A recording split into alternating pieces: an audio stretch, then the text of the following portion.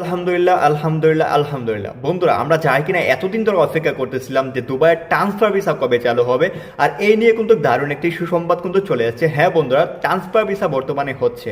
আসসালামু আলাইকুম ওয়া রাহমাতুল্লাহি ওয়া বারাকাতুহু। সম্মানিত দর্শক মণ্ডলী, আপনারা সকলে কেমন আছেন? আশা করি আল্লাহর অশেষ মেহেরবানিতে আপনারা সকলেই ভালো আছেন। সো দুবাই ইনফো নাটক থেকে আপনাদের সবাইকে জানাচ্ছি স্বাগতম।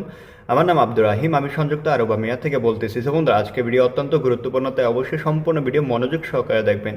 সো বন্ধুরা, ইতিমধ্যে আপনারা সকলে কিন্তু একটা জিনিস শুনতে পাচ্ছেন যে দুবাইতে নাকি ট্রান্সফার ভিসা চালু হয়ে গেছে। তো এই বিষয়টা কি সত্যি নাকি, এটাই আমি আজকে আপনাদেরকে জানাবো একদম বিস্তারিত। সো বন্ধুরা, প্রথমে আমি আপনাদেরকে বলি যে দুবাইয়ের যে সিস্টেমগুলো, এগুলো কিন্তু 2 বছর বা 1 বছর পর পর কিন্তু আপডেট হয়। আর আপডেট হওয়ার পরেই কিন্তু অটোমেটিক কিছু কিছু জিনিস কিন্তু চালু হয়ে যায়। আমরা প্রথমও একবার দেখেছিলাম যে দুবাই ভিসা একদিনের জন্য কিন্তু চালু হয়ে গেছিল লেবার ভিসা, আর একদিনের ভিতরে কিন্তু প্রায় 12,000-এর মতো ভিসায় কিন্তু অ্যাপ্লাই হয়ে গিয়েছিল। ওইগুলো কিন্তু ভিসা বেরও হয়ে গিয়েছিল এবং 12,000 মানুষই কিন্তু বাংলাদেশ থেকে দুবাইতে আসতে পারছে। সো এটা কিন্তু একটা দুর্ঘটনাবশত কিন্তু চালু হয়ে গেছিল। তারা যখন জানতে পারে তখন কিন্তু অটোমেটিক এটা বন্ধ করে দিয়েছিল। এখন কিন্তু বর্তমানে ট্রান্সফার ভিসা কিন্তু চালু হয়ে গেছে। সো এটা নিয়ে কিন্তু আমরা এখনো 100% শিওর কিন্তু হয়নি। সো আরো কিছুদিন সময় দেন, 4 থেকে 5 দিন সময় দেন, আমরা দেখি, পর্যবেক্ষণ করি। যদি 4 থেকে 5 দিন পরেও দেখি যে এটা চালু আছে, তার মানে কি এটা অটোমেটিক চালু হয়নি, এটা তারা অফিসিয়ালি কিন্তু চালু করে দিয়েছে। সো আমরা কিছুদিন অপেক্ষা করি, যদি